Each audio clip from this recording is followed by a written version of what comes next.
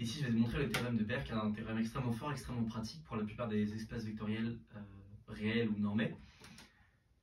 L'idée, c'est qu'on prend un espace qui est complet, on prend des ouvers denses, et leur intersection, ça va être quand même dense. Leur intersection, ça va pas forcément être un ouvert. Une intersection d'ouvert dense, on appelle ça, enfin une intersection d'ouvert, on appelle ça un G delta.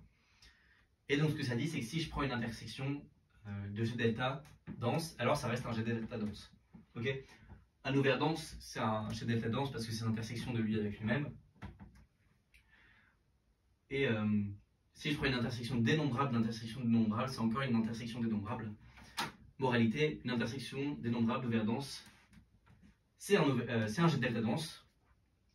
Et une intersection de G delta dense, c'est un G delta dense. Enfin, tout ça pour dire que quand tu as des ouverts denses, ça reste dense quand tu prends l'intersection. Ok, donc la preuve, bah on prend x dans E, epsilon strictement positif, et on veut montrer que x coupe, enfin la boule, coupe l'intersection des oméga i. Ok, donc le dessin.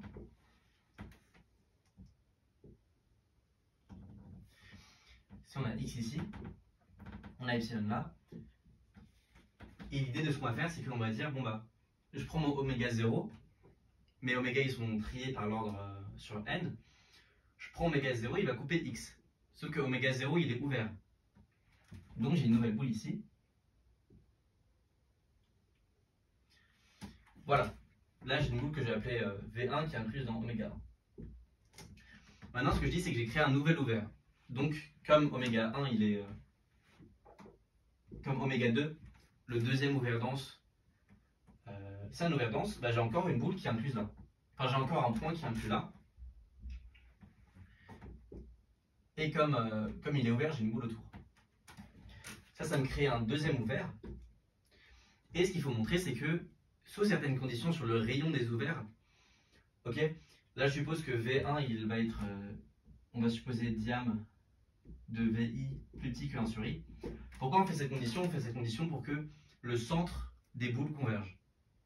En gros, l'idée c'est que, comme à partir d'un certain rang pour tout ouvert VI, le centre, enfin tous les centres vont être dans VI, ça me fait une suite de Cauchy parce que le rayon tend vers 0.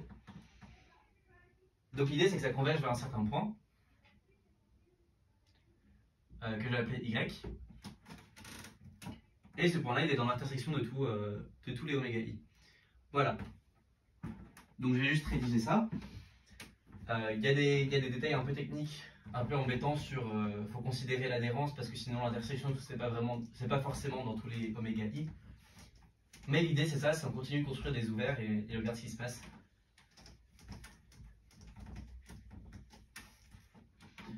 Ok. Donc je trouve B de, je vais l'appeler X1 R1 qui est inclus dans oméga 1 inter B de X epsilon. Ça je vais l'appeler V1 par définition de la densité de oméga 1. Par définition de la densité, j'ai un élément. Par ouverture de B de X epsilon, j'ai un rayon tel que tout le rayon est inclus dedans. Et par ouverture de oméga 1, j'ai un nouveau rayon tel que on a cette inclusion-là. Voilà. On recommence. Donc ça va nous faire des suites Vn inclus dans Vn-1, inclus comme ça dans V1. Et avec diam de Vn plus petit que 1 sur n. Ça on peut le supposer. Et donc, comme on l'a vu, la suite xn est de Cauchy. Bon, il y a un petit détail qui est que la suite xn elle va converger, c'est cool, mais a priori la limite de la suite n'est pas forcément dans tous les oméga i. En fait, ce qu'on va faire, c'est qu'on va supposer qu'il est dans oméga i. Enfin,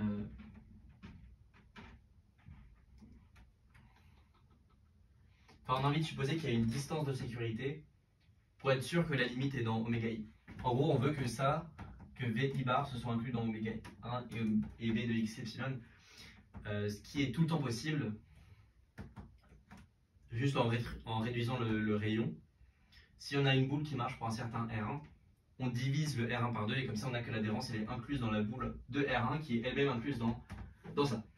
Voilà, tout ça pour dire que la suite xn elle est de Cauchy, elle converge parce qu'on est dans un complet.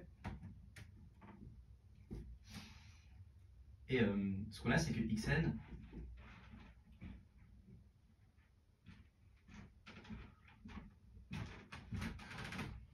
est dans Vn.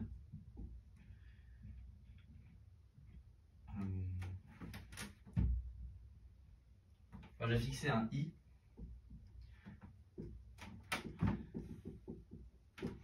On veut que la limite de xn soit dans oméga i.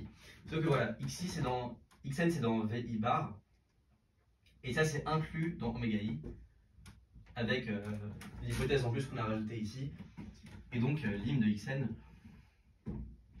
que j'ai appelé L, est dans oméga i, parce que ça c'est un ensemble fermé. Et moralité, on a que L est dans l'intersection de oméga i, et L est dans P de x epsilon. Voilà. Ça termine le résultat du théorème de Baire. C'est un théorème qui a beaucoup d'applications. Beaucoup d'applications que tu verras en prépa sûrement. Surtout quand tu as des questions de topologie sur R, en général ça sert. Je vais te donner plusieurs exemples.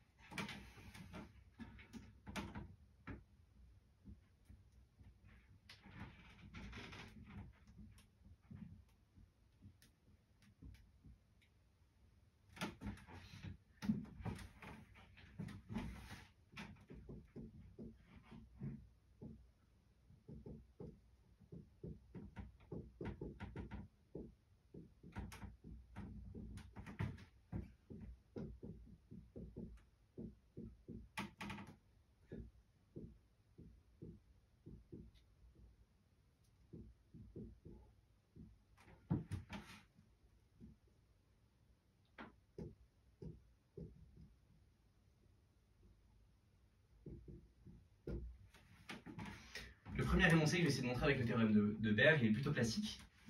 C'est un peu à ça que ça sert le théorème de Baire, c'est que tu as des propriétés qui sont très locales, tu as l'impression que tu ne pourras jamais les recoller, et en fait, avec des intersections dénombrables ou des unions dénombrables, tu t'en sors.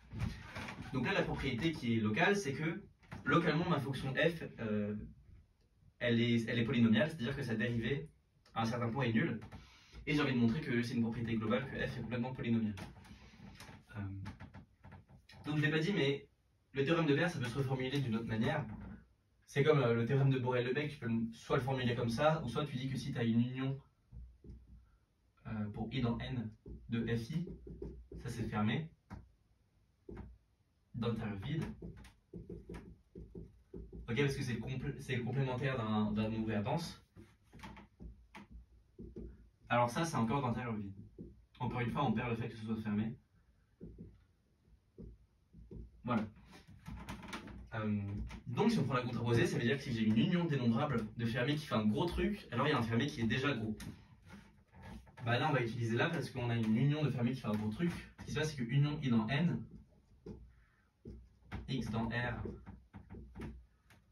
f de n de x égale 0, quel que soit n plus grand que i, ça c'est R.